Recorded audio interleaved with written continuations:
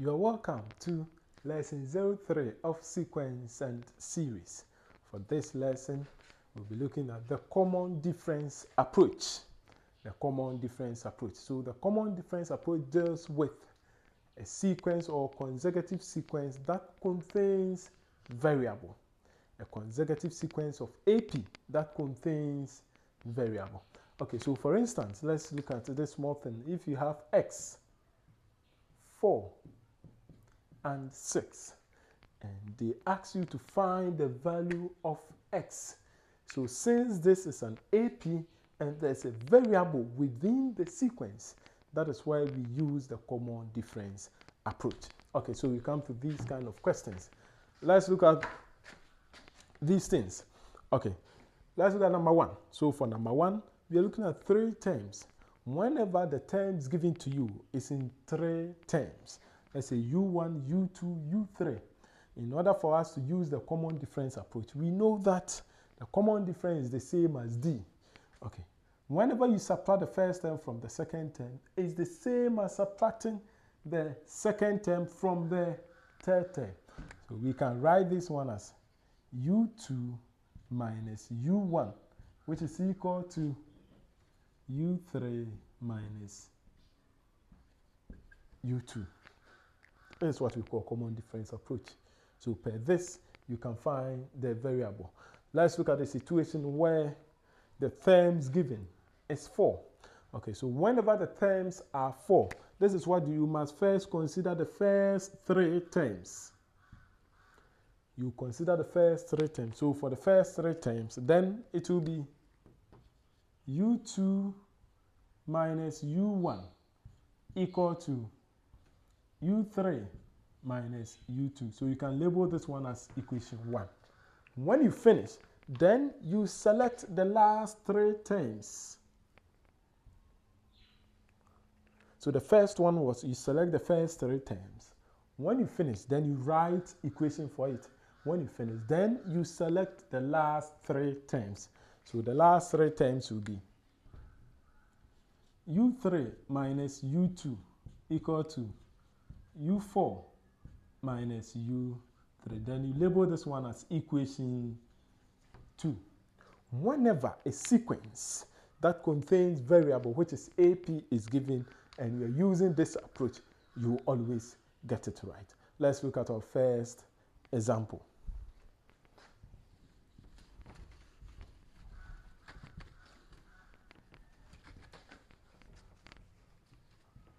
Example 1.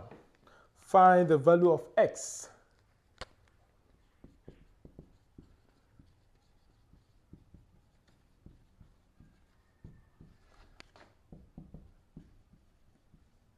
in the AP, that is an arithmetic sequence.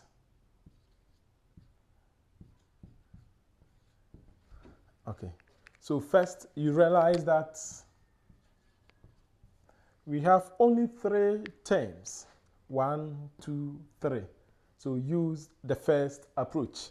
Okay, so the first approach is that U2 minus U1, which is equal to U3 minus U2. We know that this is U1, U2, U3. Okay, so we have 4 minus x equal to 6 minus 4. So 4 minus x equal to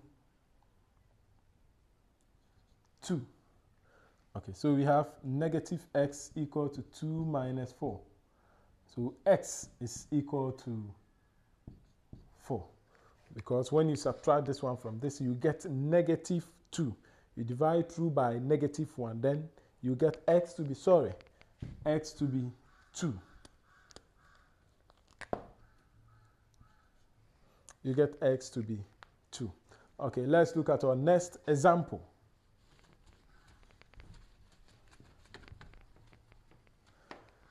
Example 2. Find the first 3 terms of an AP. Find the first 3 terms.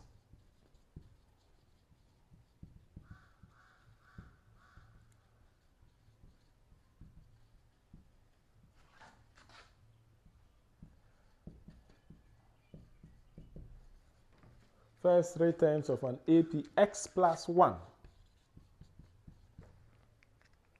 4x minus 2,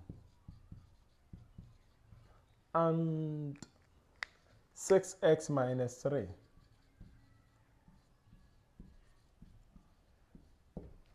We have to find the first three terms of this AP. First three terms of this AP. Okay, so this is the first term, this is the second term, and this is the third term. So the most important aspect is for us to identify the value of x, and then we substitute to this. In order for us to get the first term, we substitute x to this in order for us to get the second term and as well as the third term. But there's additional question.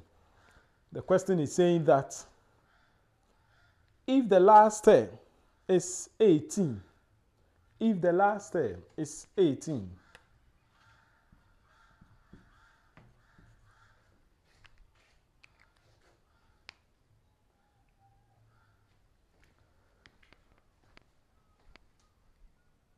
before we can find the first three terms, we need to know the value of x.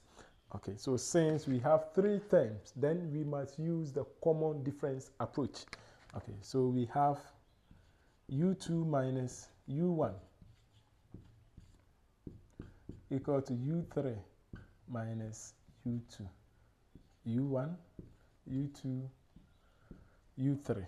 Okay, so we have 4x minus 2, x plus 1 equal to 6x minus 3, then 4x minus 2. Okay, let's do the subtraction.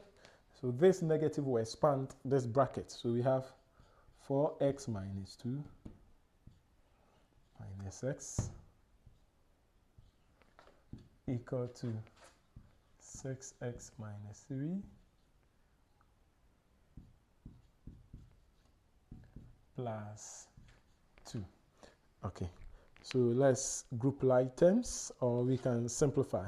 When you subtract x from 4x, 1 from 4, you get 3. So this side will be 3x. This and this will give us negative 3 equal to, so this and this will give us 2x. This and this will give us negative 1. Okay, so when you group like terms, we have 3x minus 2x. You find the additive inverse of 2x equal to negative 1, plus 3. You find the additive inverse of negative 3. Okay, so when you subtract this one from this, you get x equal to 2. Okay, so now we know that the value of x is 2. The value of x is 2. And this is our sequence. So it means that the first term of the sequence is 2 plus 1. The second term is 4, 2 minus 2. And the third one is 6, 2 minus 3. So this will give us 3. This time this 4, 2, you get 8, you subtract 2, you get 6. And then 6, 2, 12. When you subtract 3, then you get 9.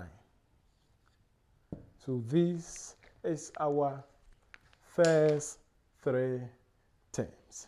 Okay, so I'll give you one to go and try. It's very simple, just look critical. For our next example, if 3a, b, 18 are in AP, find the values of a and b. Find the values of a and b. You realize that this is arithmetic progression, and it is in 4 terms, and it contains variable. The moment it contains variable, it means you must use the common difference approach. Okay, so we know that for 4 terms, that is 3a, b, 18. You must consider the first 3 terms. So for the first 3 terms, we have the second term a minus 3, which is equal to b minus a. And let's simplify. So we know that when we move this one to this side, we will have negative 3 equal to b minus 2a. You can label this one as equation 1. Then we take the last 3 terms. So for the last 3 terms, we can say that b minus a, which is equal to 18 minus b. Okay, so for this one, we must group like terms. Okay, so we have, since this one, we have the constant here, so the constant will come. So when constant comes, we have negative 18, which is equal to, when you find additive inverse of positive b, then it will be negative b minus b plus a. So negative 18 is equal to negative 2b plus a. This is equation 2. Then you solve these two equations simultaneously. Okay, so first, negative 3, which is equal to b minus 2a, equation 1. Negative 18, which is equal to negative 2b plus a. Okay, so to solve this, you can make b the subject in this, or you can decide to multiply through by negative. That is equation 1 by negative. Okay, I want us to make b the subject. So when you make b the subject in equation 1, so you have b equal to negative 3 plus 2a. So wherever you see b in equation 2, you substitute negative 3 plus 2a. So you have negative 18 equal to negative 2 into bracket negative 3 plus 2a plus a. Negative 18 is equal to 6 minus 4a plus a.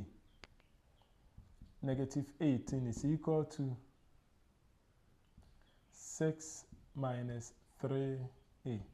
When this one moves to this side, we have negative 18 minus 6 equal to negative 3a. So this and this will give us 24. 24 is equal to 3a. Okay, so we divide through by 3. We divide through by 3. So you realize that 24 divided by 3, which is equal to negative 3 divided by 3. So you divide through by negative 3. Then you look at the answer that you will get.